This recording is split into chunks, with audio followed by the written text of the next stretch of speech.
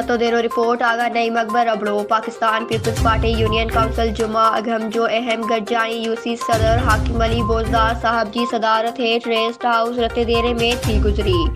इजलास में Pakistan Peoples Party union council जुमा अगम तरफा 29 अक्टूबर 2021 ते एलानियल धरणे में यूनियन काउंसिल जुमा अगम जी भरपूर शिरकत के यकीनी बनाइण बाबत सलाह मशवरो कयो वियो।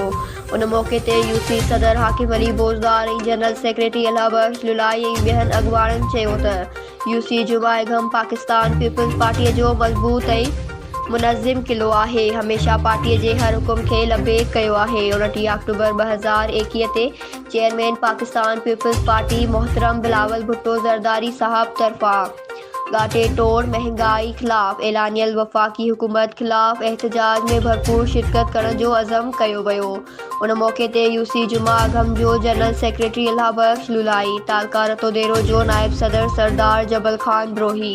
इंफॉर्मेशन सेक्रेटरी अमानुल्लाह रेड्डी, नायब सदर Ghazanfar Ali Jalbani, deputy general secretary Jameel Ahmed Arbani, deputy general secretary Hussain Bakhsh दस्ती,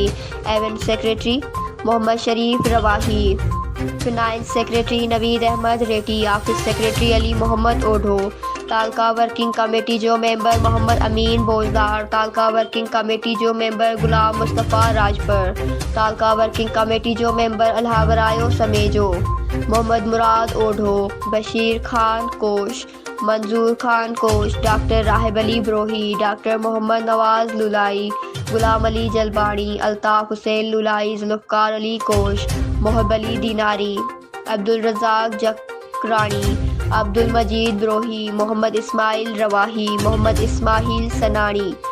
वकार अहमद बोजदार, बाबू जान बलोच, शाह अली बोजदार, मोहम्मद आसिफ कोश, शमन अली दस्ती, जोरक जखरानी समेत बड़ी तादाद में पार्टी मौजूद हुआ।